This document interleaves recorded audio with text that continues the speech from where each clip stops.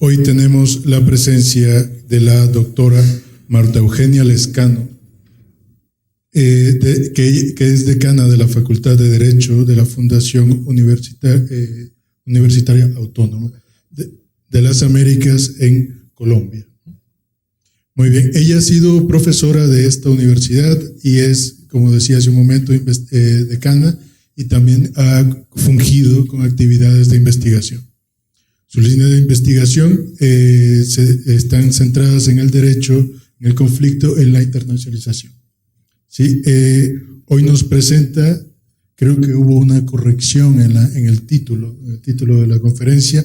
Hoy nos presenta el tema Derechos Humanos en la Justicia Alternativa. Sin más preámbulo, les dejo con la conferencista magistral y que disfruten de la ponencia.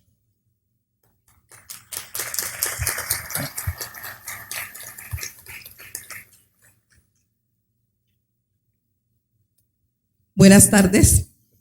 En primer lugar, agradezco a los organizadores de este evento el hecho de que me hubieran invitado desde Colombia a compartir con ustedes sobre este tema que resulta de singular importancia para todos los países de América, principalmente para aquellos en los cuales el tema de la violencia, como en el nuestro, en Colombia, ha venido generando crisis y ha permeado las instituciones y ha permeado grandes espacios de la comunidad.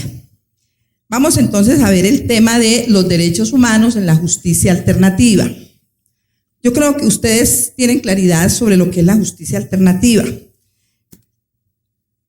Y hablamos de justicia alternativa como aquella que posibilita la solución del conflicto por fuera del escenario judicial.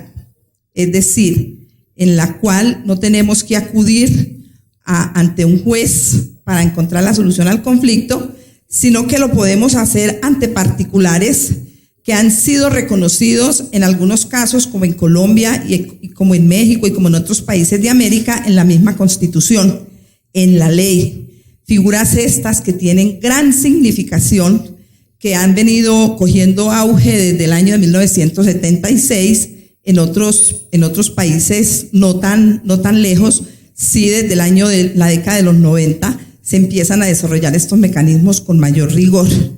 Algunos de esos mecanismos iguales en Colombia, iguales en México. Hablamos de la conciliación, la mediación, el arbitraje, la amigable composición, y diríamos que la base fundamental de todas, la piedra angular de todas, la negociación o arreglo directo. Estos mecanismos alternativos que no requieren la presencia de un juez para solucionar el conflicto, pero que tienen los mismos efectos de la sentencia judicial, requieren de personas altamente calificadas. Y cuando digo altamente calificadas, no estoy haciendo referencia a que manejen la norma, eso es obvio. Estoy haciendo referencia a que tengan un sentido muy completo de lo que son los derechos humanos y lo que implica respetar los derechos humanos al momento de solucionar un conflicto. Aquellas personas que me confían a mí la solución del conflicto y que yo debo tener en cuenta que mi papel tiene que ser completamente vertical, es decir, sin tratar de favorecer o de desmejorar a alguien. Entonces decimos que este procedimiento, el de la justicia alternativa, es un procedimiento ágil, muy ágil, pero que en el fondo tiene los mismos efectos de la justicia ordinaria. Y ahí es donde debemos tener mucho cuidado porque muy fácil se pueden violar esos derechos humanos. Ay, se me fueron todas.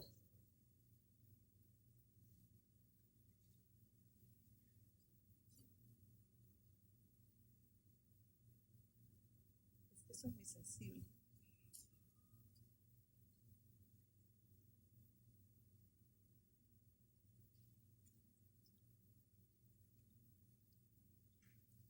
Ahora sí. Bueno, hablamos de que la justicia alternativa tiene autonomía. Autonomía es decir que reconoce a las partes que están involucradas en el conflicto la posibilidad de acudir a particulares, que de ninguna manera tienen la calidad de jueces. En muchos casos, yo no sé si aquí existirá la figura, yo he leído mucho, como en Colombia el conciliador en equidad y como en el Perú el juez de paz. Es un líder comunitario que a veces difícilmente lee y escribe, pero que tiene una gran ascendencia dentro de la comunidad, que tiene un gran respeto, ha generado respeto en su comunidad. Por eso decimos que esta justicia alternativa es autónoma. Y esta justicia alternativa deja a un lado aquel concepto tradicional que teníamos o que manejamos generalmente todos los abogados, de que la sentencia judicial es el único medio válido para solucionar un conflicto. Obviamente no podemos hablar de todos los conflictos, es decir, no todos los conflictos pueden ser objeto de soluciones por medio de la justicia alternativa. Cada país tiene su legislación y dentro de esa legislación que tiene cada país hay prohibiciones expresas como asuntos constitucionales y en muchos casos asuntos en los cuales está involucrado el Estado por la naturaleza misma del asunto.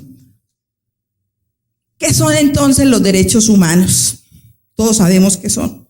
Son una serie de garantías instrumentales que permiten a la persona su realización. Esto lo dice Hernández. Y se dice que son todas aquellas libertades, facultades, instituciones o reivindicaciones relativas a bienes primarios o básicos a que tiene derecho toda persona por el simple hecho de ser persona. Y entonces, al momento de solucionar un conflicto a través de la justicia alternativa, con una persona que de pronto no tenga formación jurídica, que de pronto no conozca mucho de derechos fundamentales, porque a veces es difícil para un abogado que ha trasegado durante años por una carrera, por una facultad de derecho, saber en dónde están las fronteras del derecho fundamental. Entonces, ahí es donde se corre el riesgo de que esos particulares lleguen a violar esas garantías que tienen las personas, esos derechos que tienen las personas al momento en el cual se les vaya a solucionar un conflicto. Esos derechos humanos deben garantizar una vida digna sin distinción de raza, color, sexo, etc. Es decir, todos los seres humanos, por el hecho de ser personas, por el solo hecho de existir, tenemos derecho a que se nos garanticen esos derechos al momento de solucionar nuestros conflictos. Obviamente el juez, allá en su sentencia, allá en su despacho judicial, lo tiene que tener en cuenta. Pero lo que tenemos que tener en cuenta nosotros es que esos particulares también deben garantizar esos derechos. ¿Quiénes son los que deben proteger esos derechos humanos al momento de solucionar los conflictos? Entonces hablamos que en la prevención del conflicto, la protección de los derechos humanos y la restauración del tejido social requieren un trabajo grande en el que se involucran profesionales de todas las áreas, porque es que estos mecanismos se basan fundamentalmente en la escucha. Recuerden que cuando alguien me escucha, me da la posibilidad de que yo me escuche, y cuando yo me escucho, racionalizo mi problema al volver a escuchar. Un conciliador, un mediador, una persona que está tratando de solucionar el conflicto, lo único que hace es escuchar y posibilitar que esa persona reconozca su problema.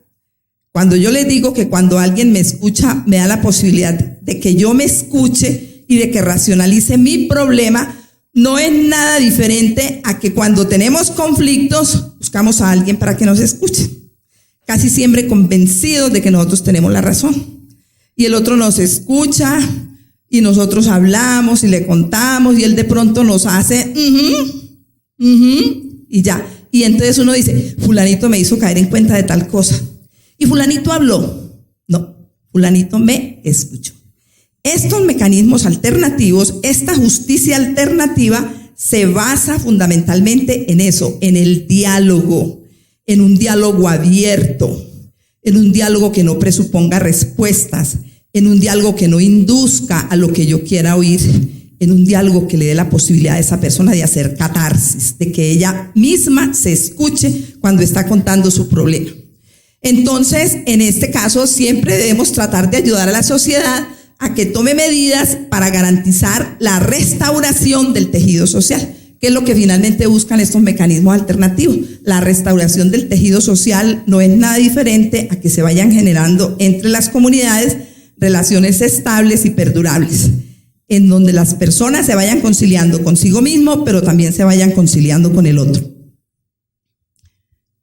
Hablamos de que el punto de partida para hablar de mecanismos de solución de conflictos, incluso del proceso judicial, es la existencia de un conflicto.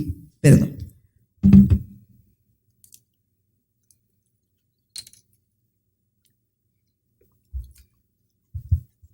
Sin la existencia de un conflicto, ¿qué vamos a solucionar?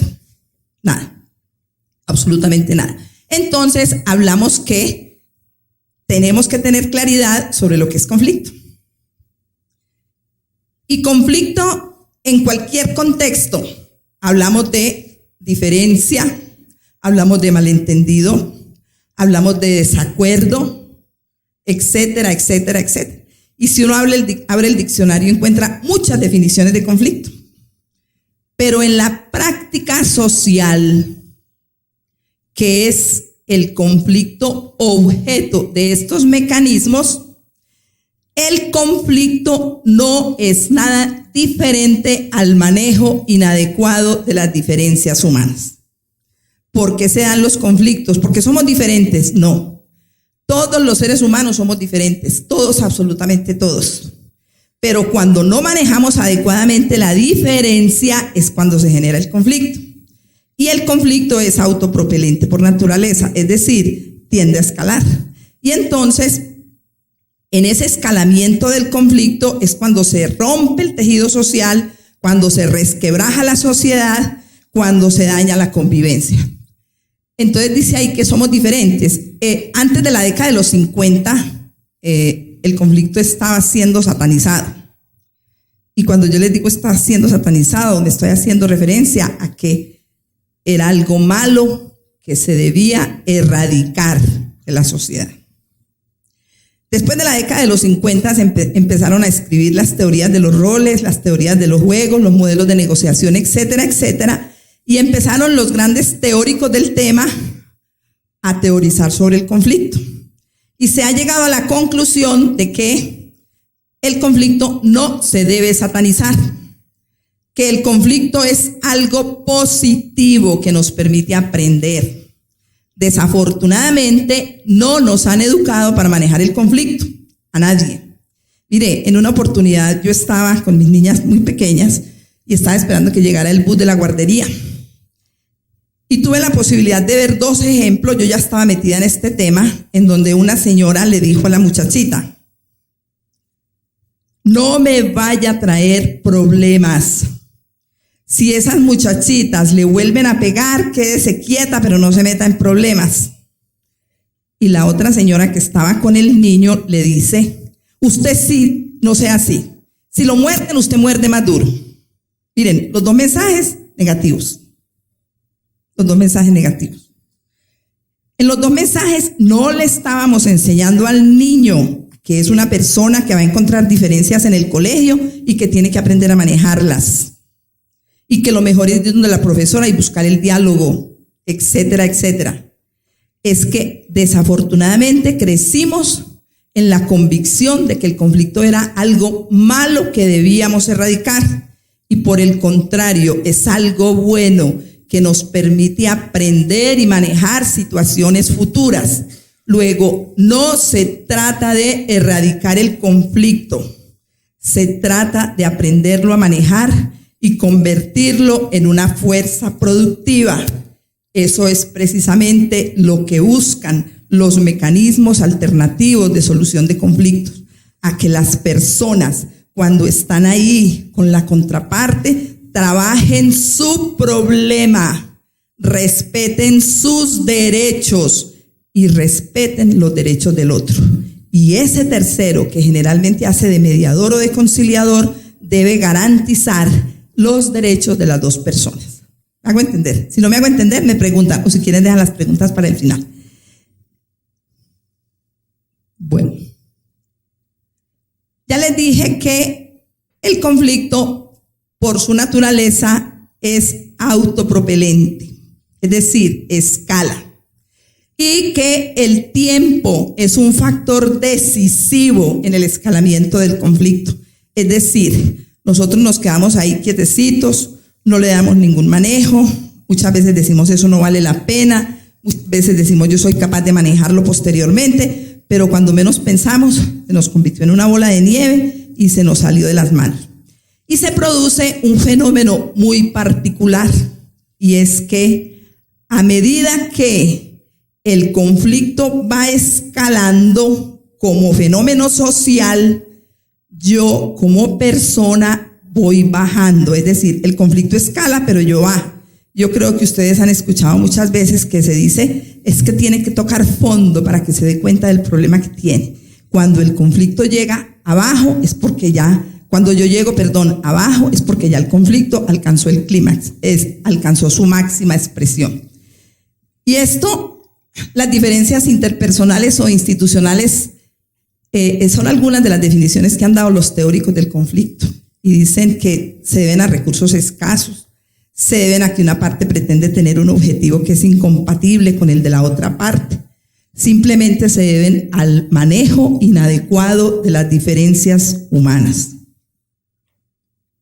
Cuando las personas estamos en conflicto, asumimos varias posiciones. Y entonces decimos que competimos cuando yo quiero ganar a toda costa. Quiero ganar a toda costa, y entonces yo estoy pensando solamente en mi problema, en mis deseos, en mis intereses, en mis necesidades, y no estoy pensando en los del otro. Este podríamos decir que es uno de los modelos de manejo del conflicto más antiguos. Hay escuelas de negociación. En este modelo de negociación, se llama negociación dura, y las dos más recorridas, si se puede decir, son la escuela soviética, que se denomina el modelo soviético de negociación suma cero, y parten de la premisa, lo mío es mío y lo tuyo es negociable. Y se llama suma cero porque todo lo que una parte gana, lo pierde la otra. Esto lo vemos todos los días. En las audiencias de conciliación sí que es común querer ver uno que una parte se quiere llevar todo y quiere dejar a la otra completamente desplumada. También la escuela alemana de negociación, el modelo clausewviano, maneja este modelo, y ellos parten de la base de que mientras yo no haya derrotado al otro, debo temer que él pueda derrotar. Es un modelo guerrerista que basa el modelo de negociación en estrategias de tipo bélico, mientras el modelo soviético utiliza estrategias de tipo psicológico, el modelo clausewviano utiliza estrategias de tipo bélico. Se evita el conflicto a toda costa y no se afrontan directamente los problemas. Yo creo que es más común de lo que nos imaginamos. Le dice uno a la señora que qué le pasó en el ojo, y dice que lo tiene morado porque le cayó un cuadro, ¿sí? Y resulta que está teniendo una serie de conflictos que ella no quiere afrontar, que ella está pensando que la situación se le va a cambiar, pero sola no le va a cambiar, ella tiene que afrontar el problema. Hablamos de convenir negociar. Entonces, cuando las partes utilizan más o menos el regateo, yo le doy tanto, usted me da tanto, yo le doy tanto, usted me da tanto. De pronto pueden hacer, como decimos en Antioquia, moñona, y las dos personas quedan satisfechas, pero tampoco es la forma ideal. Hablamos de que cuando las personas tienen conflictos, se acomodan, es decir, una parte se acomoda a lo que dice la otra. Este es un modelo de negociación excesivamente suave. En eso se trabajó José Noé Ríos, el modelo de negociación Napimo, cuando en el reinado de Pastrana intentó solucionar el conflicto colombiano, y entonces sacrifica la sustancia por la relación. En el caso de la audiencia de conciliación, cuando la señora, porque el esposo no se le vaya, acepta todo lo que él diga, o viceversa, el esposo, por quitarse esa vieja de encima, le da todo lo que le pide. Entonces, tampoco es una buena solución, y ahí es donde el tercero que está ayudando a solucionar el conflicto tiene que velar porque los derechos de las personas que están ahí, no se menoscaben. Y finalmente hablamos de colaborar cuando se satisfacen los deseos de una persona, pero también se satisfacen los de la otra. En este último caso hablamos de ampliar e incrementar el pastel. Los americanos se refieren a esta última forma como aquella en la cual las dos partes quedan satisfechas y da como resultado un acuerdo sensato. Y ponen el ejemplo de la naranja. La señora que tiene una naranja y dos hijos con ganas de naranja. Y la señora parte la naranja por la mitad y a cada uno le da media naranja. Uno quiere jugo, exprime la naranja, se toma el jugo y bota la pulpa. Y el otro quiere la pulpa, exprime la naranja, bota el jugo y se come la pulpa. La señora investigó, indagó, buscó qué quería cada uno. No, simplemente partió por la mitad. Por eso arriba decimos repartir el pastel. Aquí decimos incrementar el pastel, porque miren que a cada uno de los niños le pudo haber tocado el total del contenido de la naranja, que debe ser la forma ideal que debemos asumir al momento de solucionar los conflictos. Lo ideal para lograr la solución debe ser un proceso para dirimir conflictos interpersonales o interinstitucionales que aumente la confianza y la cooperación de las partes. Es muy común que yo no sé si aquí pasa lo que pasa en Colombia, que se llegue a las audiencias de conciliación, a las audiencias de mediación, a arreglar el conflicto y una persona diga, mire, ella quiere esto, ¿usted qué opina? ¿Ustedes creen que es un proceso de negociación? No, es un contrato de adhesión en el que una persona pone las reglas del juego y el otro acepta o no acepta.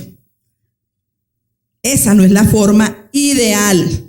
Y entonces los defensores de los derechos humanos también a veces al momento de solucionar los conflictos se limitan a avergonzar a esas personas que están siendo violadoras de los derechos humanos y hacerles una publicidad negativa. Eso tampoco es lo ideal.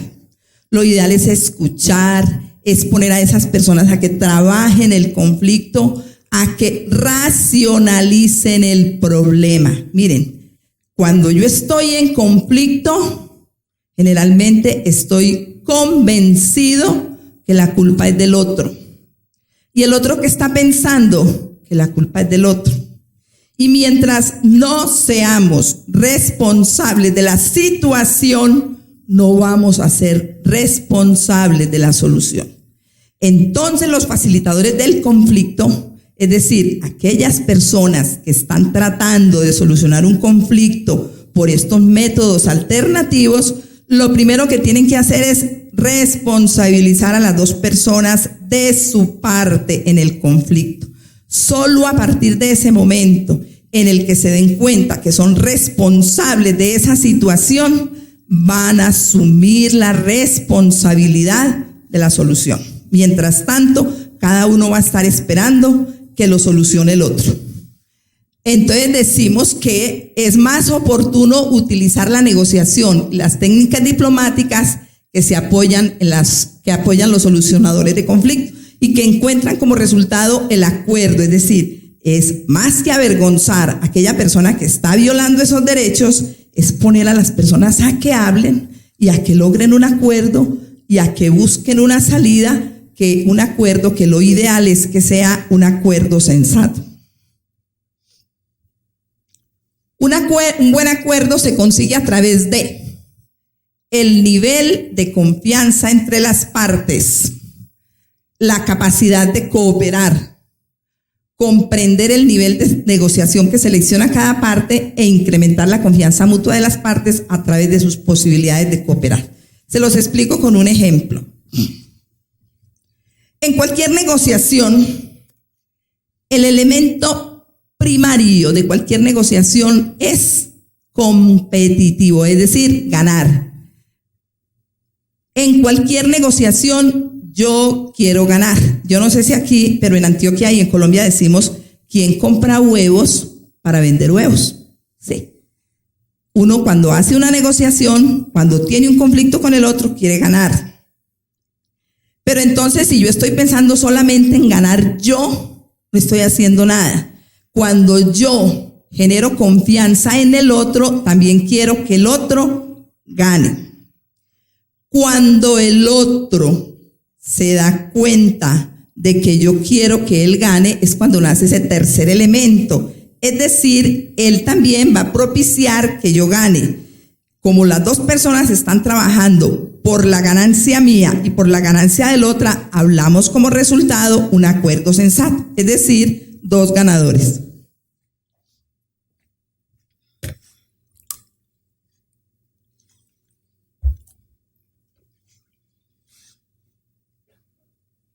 Miren ustedes, un buen acuerdo se consigue a través de la igualdad o de la justicia. Ninguna de las dos. A través de la equidad. Miren, ustedes pueden ver perfectamente, en este caso cuando hablamos de justicia, de igualdad, perdón, a los 3 niños se les dio el mismo banquito para que vieran el partido. ¿Y el resultado es el mismo? No, no es lo mismo igualdad, no es lo mismo justicia y no es lo mismo equidad. Aquí tratamos de dar con justicia, entonces le damos, a este no le damos banquito, a este le damos 1 y a este le damos 2. Pero lo ideal es la equidad.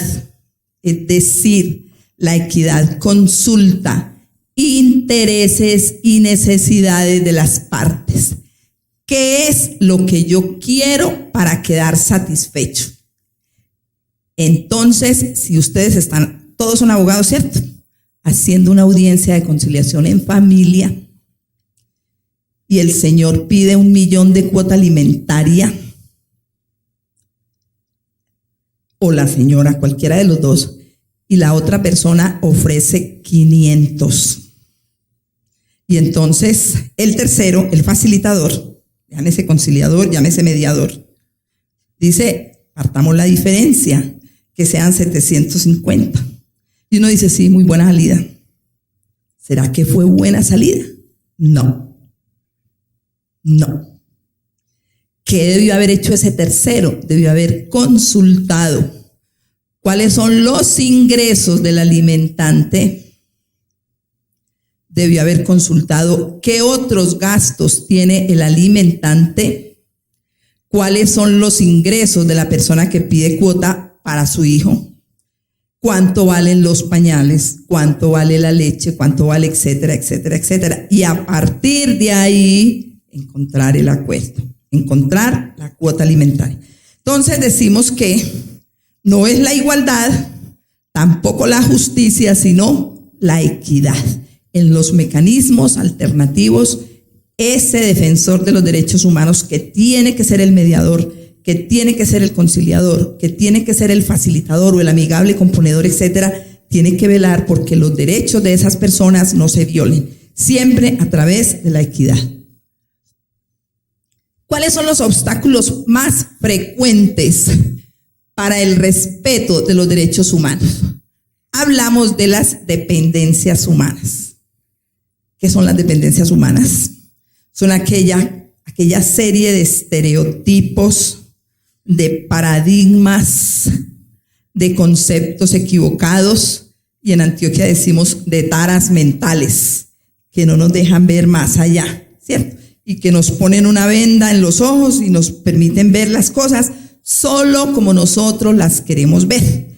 Entonces decimos que esos estereotipos, esos paradigmas, esas dependencias humanas son las que nos impiden aplicar o trabajar debidamente el respeto por los derechos humanos. La mayoría de las personas tenemos la ilusión de creer que entre más cosas poseemos, más seremos. Y cuando vamos a la audiencia de conciliación, siempre en calidad de parte, queremos salir con una cantidad muy grande. Mire, aunque todo lo que me den no me sirva para nada, pero que el otro, demostré al otro que yo le gané. El facilitador tiene que cuidar eso. Tiene que velar porque una situación de esas no se le dé, porque está contribuyendo a la violación de los derechos del otro. Lo que todos anhelamos poseer también son obstáculos para el respeto de los derechos humanos. Todos los seres humanos, miren, ustedes y yo y el resto de la humanidad, tenemos estos tres conceptos que los manejamos: imagen, poder y territorio. Todos. Esos tres conceptos de imagen, poder y territorio están ahí presentes en todo proceso de solución de conflictos. Y entonces uno dice, yo territorio es la que más tenemos todos. No crean que son solamente los perritos o los leones. Todos los días llegamos a la casa y en el mismo sitio nos quitamos los zapatos. En el mismo sitio ponemos los libros. En la misma camita nos acostamos. En el mismo huequito, y si nos acostamos al otro lado nos desvelamos. Eso es territorio. Eso está siempre presente ahí, porque de eso nosotros no nos queremos despojar, ni mucho menos al momento de solucionar el conflicto. Estas necesidades de imagen, poder y territorio siempre están latentes en todas las actuaciones humanas a la hora de solucionar conflictos. No confíe únicamente en los objetivos explícitos. Generalmente no son los más importantes para las partes en conflicto. Es muy común. Yo creo que todos han pasado por esos espacios en que la señora va a la fiscalía y denuncia a su esposo por inasistencia alimentaria. No está cumpliendo con la cuota. Y llegada la hora de la audiencia, y cuando lo ve ahí sentado todo humillado, le dice, ¿usted sí sabe con quién se metió? ¿Sí sabe lo que soy capaz de hacer? Ella quería cuota alimentaria. No. Ella quería llevarse un punto. Ahí es donde ese facilitador de conflictos tiene que escuchar.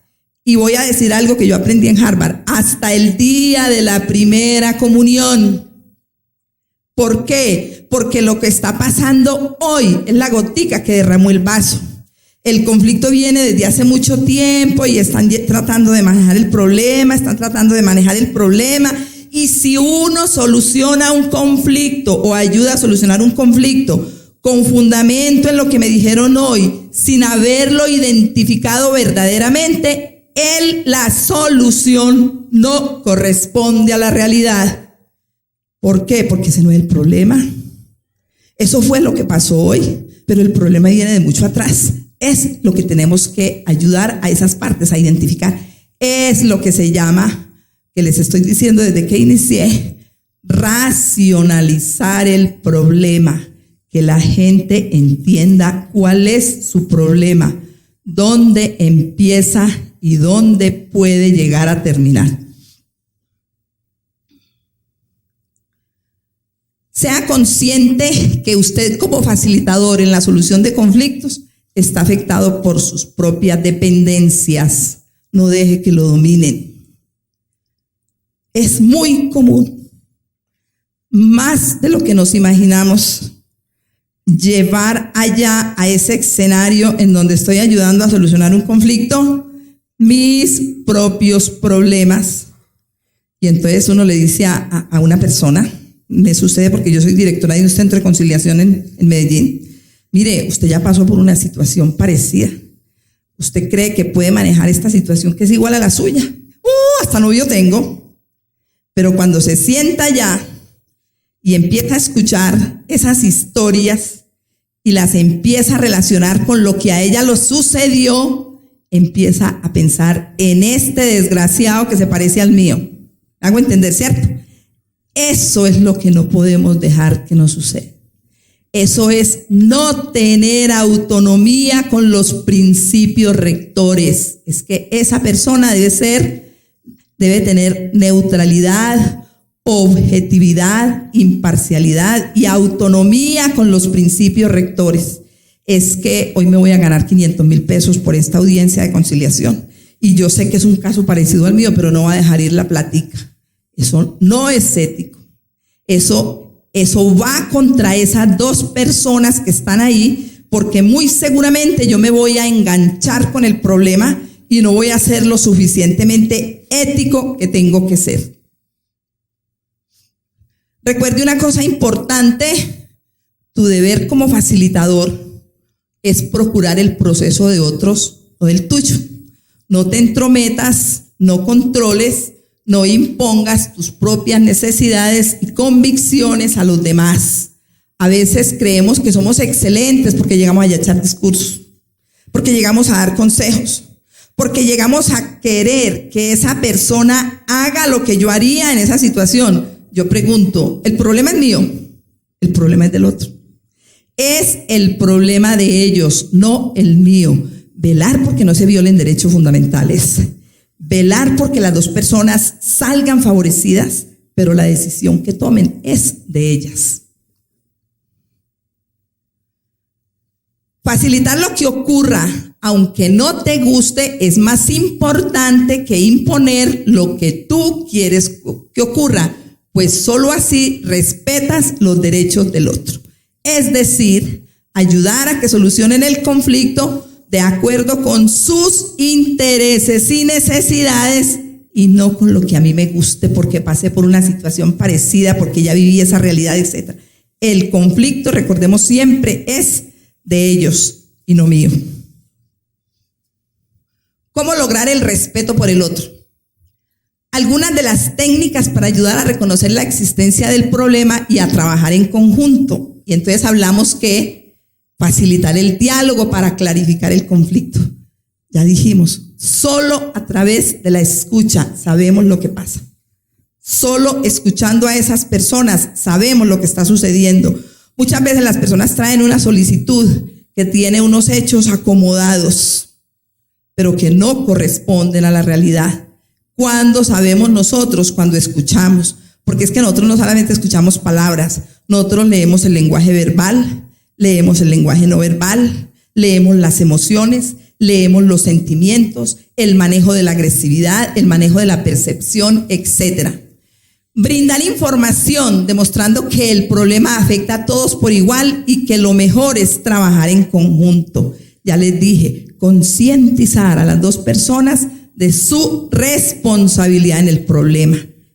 Cuando estamos en conflicto, sobre todo si estamos enojados, los sentimientos y las emociones dominan sobre la razón y la lógica.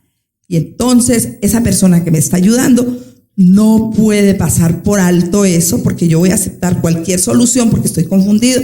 Hasta que esa persona no clarifique, es decir, no racionalice su problema, no se puede pensar en solución. Aceptar que es el momento de enfrentar el problema antes que la situación empeore. Es decir, hay un momento preciso para solucionar el conflicto. ¿Cuándo? Cuando se racionaliza el problema. ¿Cuándo? Cuando se produce catarsis. Miren, las personas llegan agresivas y en ese nivel de agresividad le va a preguntar a uno, ¿usted qué propone para solucionarlo? No va a producir una buena solución. Hay que buscar el momento preciso, cuando haya hecho catarsis, cuando haya aliviado, cuando esté tranquila. Organizar sesiones para discutir la importancia de la reconciliación. La reconciliación es un concepto que se ha venido trabajando desde el Centro Internacional de Investigaciones por la Paz en Guernica. Y no es solamente conciliación, es reconciliación. Implica perdón y olvido. Implica ir más allá. Implica todo un proceso para conciliarme conmigo mismo, para poder conciliarme con el otro. Sí, es muy importante de pronto que empezáramos a trabajar aquí en América y en Colombia y en México ese concepto de la reconciliación. ¿Cómo lograr el respeto por el otro? Herramientas generales de transformación de conflictos. El diálogo. El diálogo es un proceso de comunicación abierta basada en el respeto mutuo, en el cual las personas participantes se enfocan en integrar la escucha, el aprendizaje y la resolución de conflictos. Es que tenemos que tener claro que una cosa es información y otra cosa es comunicación. No podemos confundir diálogo con información. La información no es nada más que una codificación de datos. Yo digo una información o digo algo y no tengo interés en el efecto que pueda producir en la otra persona. Informo. Comunicación es diferente.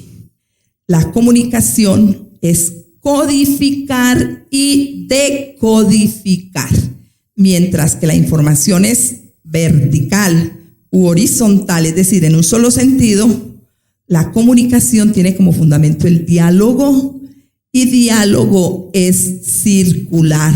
Hay un emisor y hay un perceptor. El que habla codifica y el que escucha decodifica y se vuelve a su vez codificador. Por eso se dice que dialogar es el esfuerzo por entender lo que la otra persona dice, piensa, siente y hasta lo que padece, haciéndole entender a esa persona que le estoy entendiendo. Porque es que cuando yo escucho al otro tengo que leer el lenguaje verbal y el lenguaje no verbal. Tengo que entender lo que dice y lo que quiere decir. Porque hay veces que las personas tienen muchas dificultades de expresión y con los ojos quieren decir muchas cosas, pero no son capaces de aflorar todo lo que quieren decir. O puede suceder todo lo contrario, el que utiliza, en Colombia decimos el lenguaje cantinflesco, es decir, aquel que habla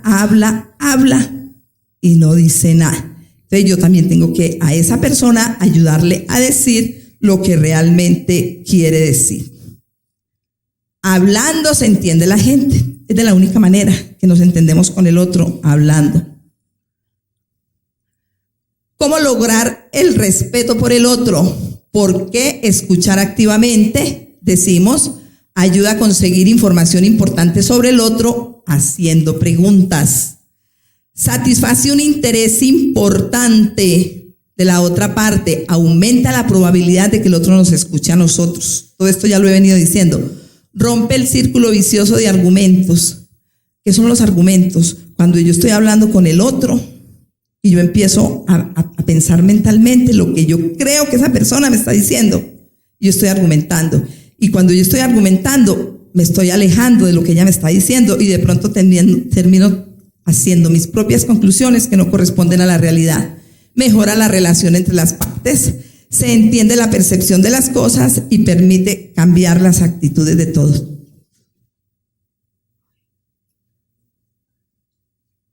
Voy a pasar a una parte muy importante que ya me va a acabar el tiempo y no venía a la mitad.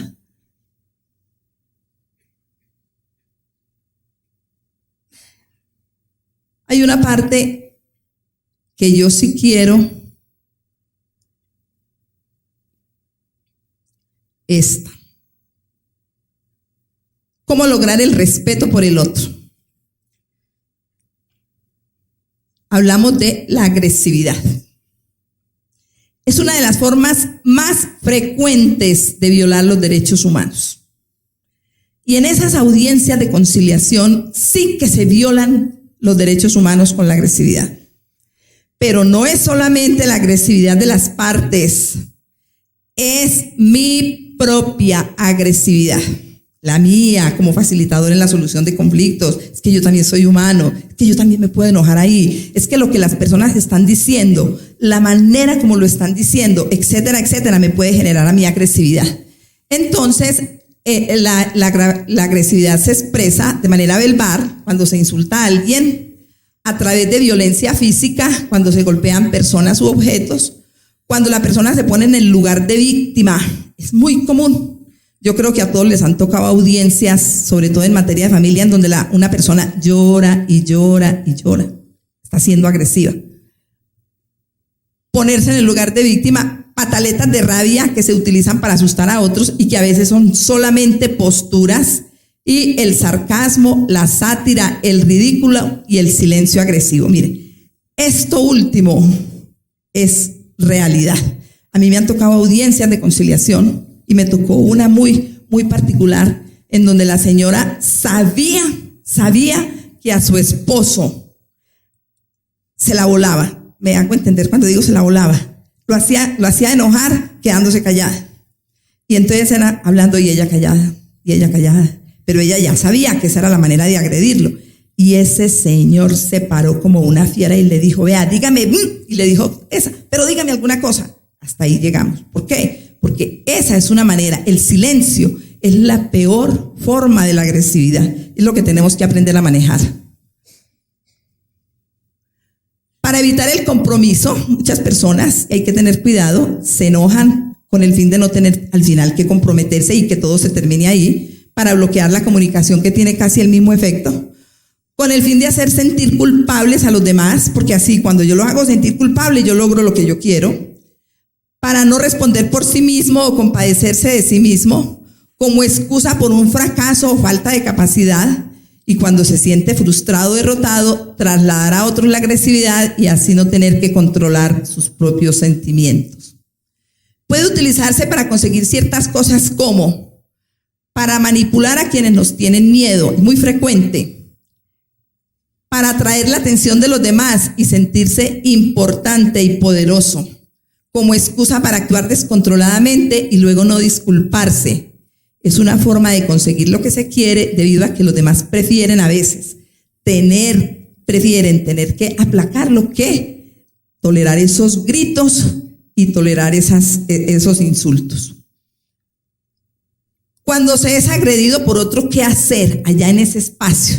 Entonces decimos que la ira, todos creemos que es un sentimiento subjetivo porque lo protagoniza el ser humano y no, es objetivo porque para poder que se exprese requiere de un factor externo.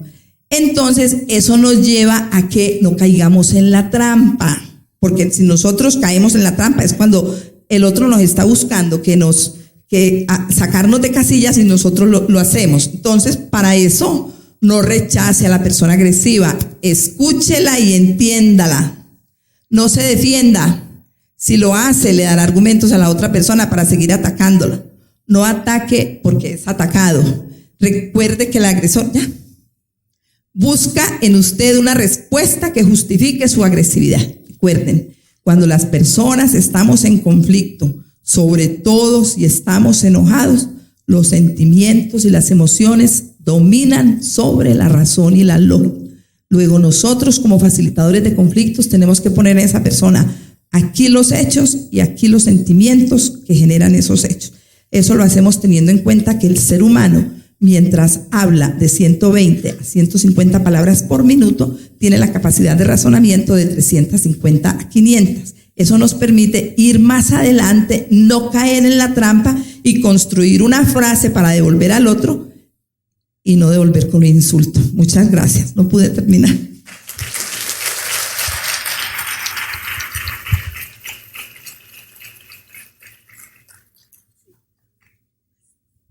Bueno, por cuestiones de tiempo tenemos tendríamos un espacio para 2 preguntas.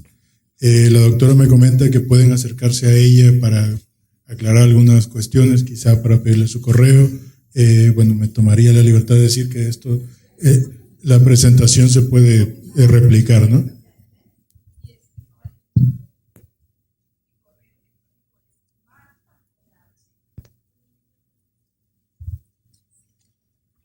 Marta con H, punto, Lescano con Z, @ M de mamá, punto, edu.co. Marta, punto, Lescano, @uam.edu.co. Quedó cierto. Marta con H, punto, Lescano, @uam.edu.co. Muchas gracias. Bueno, ¿nadie tiene ninguna cuestión para que se discuta ahora?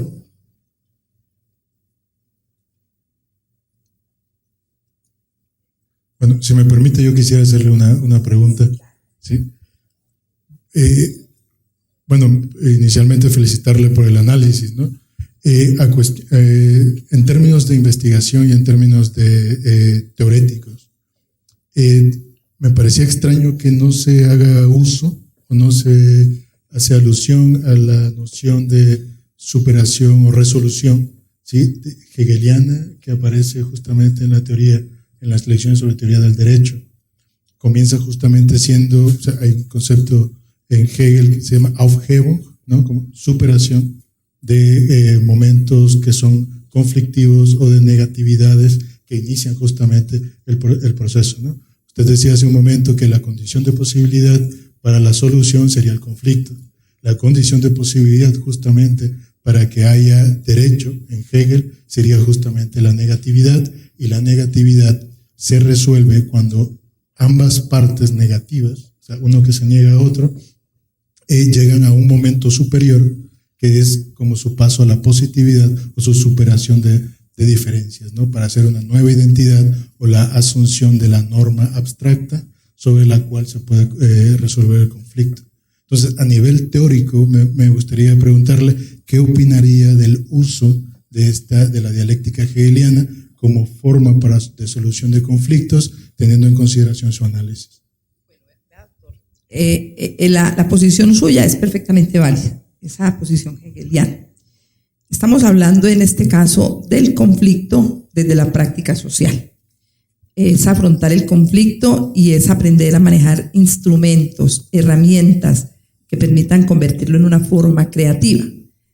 Otra cosa muy diferente es de pronto en un seminario de académicos hablar sobre el tema del conflicto.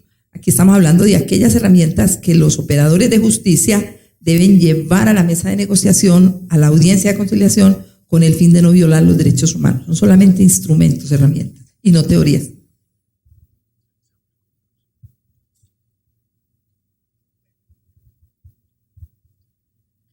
Bien, pues agradecemos infinitamente su invaluable participación en este congreso. Agradecemos, y es un honor recibir sus conocimientos, sus aportaciones en este primer Congreso Interamericano.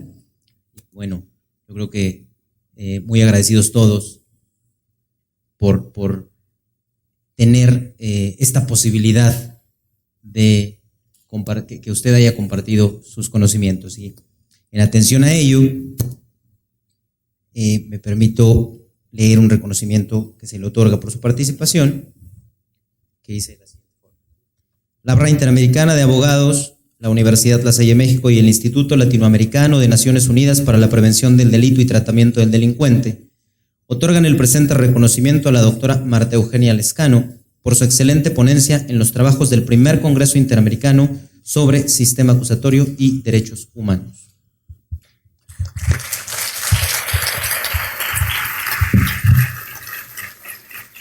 Y bueno, también se le hace este pequeño presente por su amable participación en este congreso. Así es. Muchísimas gracias.